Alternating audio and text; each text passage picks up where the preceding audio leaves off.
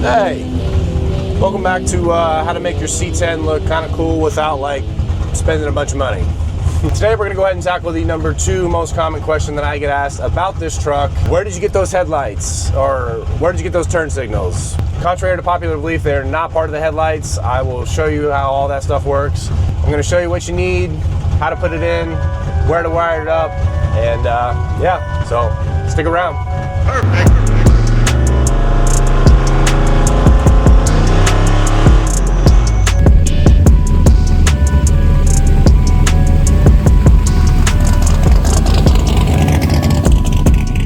So let's take a look at what you need for this. Break out your wallets, ladies and gentlemen, because you're only gonna need a few bucks. It's really not that bad. First and foremost, the obvious thing, the turn signals. These are not part of the headlight. I see how people get confused with that because they are daytime running lights and they are on most of the time. So what they are, essentially, they're these bad boys right here. What you'll search is sequential switchback LED strips. They come in a few different sizes. I think these are the like 6-inch or something like that. I'll show you in a second here why this size seems to fit the bezels the best. The only down part of these things is freaking microscopic wires they give you to work with. What we're gonna be doing is essentially swapping these out with the factory turn signals that were behind the grill. And the wires that we're going to be connecting these to are a lot thicker, and it's just a pain in the butt to put these on there without putting some thicker wire on here to connect it to. So that's what we're gonna do. So we got a little bit thicker wire. Don't ask me what gauge this is. I don't have a clue, but it's just thicker, and that's what I'm gonna use. I got these little connectors. I've actually never used them before, but somebody that knows what they're doing told me to get them. I don't know if you can see that. They have these little solder pieces in the middle that you put the wires on the end and shrink it, and it melts the solder and puts them together, and we'll see how that goes. So that should work a lot better than the electrical tape I have on there now. Like my boy Derek from Vice Grip said, we're not trying to win car shows. We're not trying to get awards. We're not even trying to get compliments. Next thing, something to hold it in from the back. I mean, so you can mount these separate, or you can mount these a couple different ways. I mean, it really depends on how much work you want to do. They do come with screws, and they have holes in the end for you to mount them just flush onto something. And I've seen people do that. You can just do that there, and you know, it's fine. But I like to do it a little different. I like to cut the hole we're gonna cut the hole just big enough for the lens to poke through from the back. I'll show you what I mean by that in a minute. You're gonna have to have a way to secure this from the back, and this is what I use, silicone adhesive. You're not gonna see it from the back anyways, so I don't really care how it looks. And again, we're not trying to win any trophies. So as far as the bezels go, I mean, this is the, I think like 85, 87 bezel, whatever. The ones that have the bigger single headlight with a turn signal below, I think you can still sneak these in there. I don't have a set to show you, but I'll put a picture up here to show you what I mean. But I think you can still sneak these in there on those. So if you do have those and you're thinking that this won't work, just follow these same steps, but just, you know, on your type of bezel. That's really all you need, and then also some paint if you want to paint yours. I mean, most people leave them silver. My truck's black, so we're gonna paint it black to match the grill. And yeah, so let's get started. Hopefully this is working. My dad's going ham with the buffer in the background back there.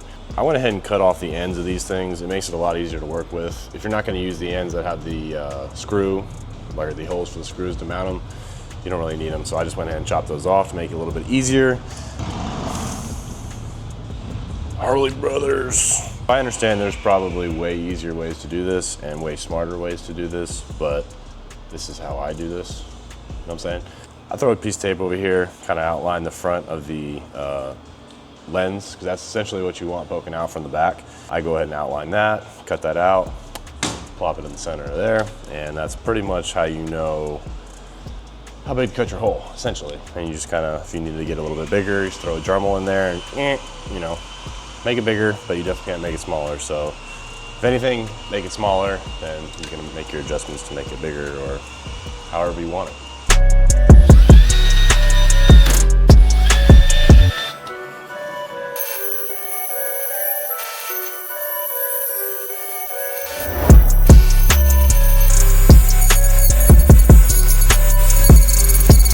Pretty much what we're looking for as far as the fitment goes. We'll go ahead and we'll clean up that inside circle a little bit more and make it a little bit cleaner.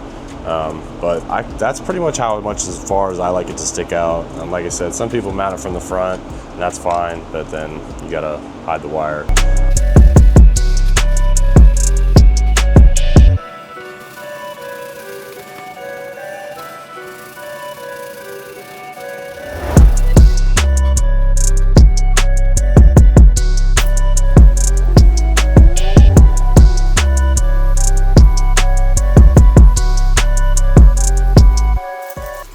All right, so while that paint's drying, we'll go ahead and talk about these wires. So first and foremost, I don't know a damn thing about wiring. I am against it at all, if at all possible. So they're way small, as you can see, and we're just gonna thicken them up so that way it makes it a little easier to wire into the factory ones. So I've never used these things before, but I assume this is how you do it. Like I said, it's got that little solder piece in the middle, and you just kind of shove both wires in there in the middle. Something like that.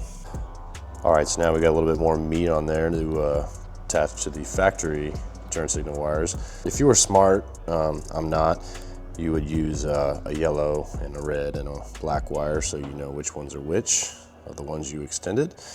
But if you didn't, like me, just make sure you keep in mind that which ones are which when you're hooking them back up, because it's gonna matter.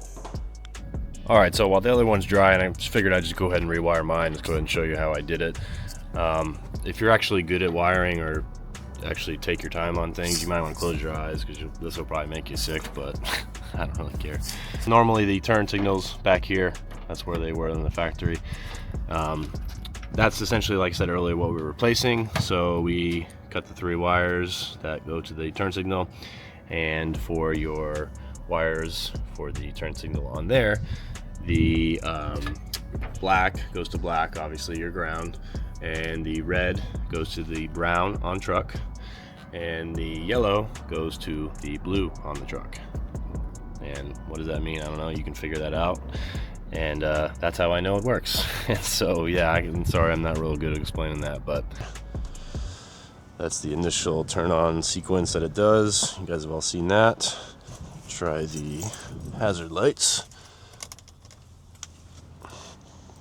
And yep, all good. All right, so now that we know everything works, go ahead and slap it together, see what it looks like.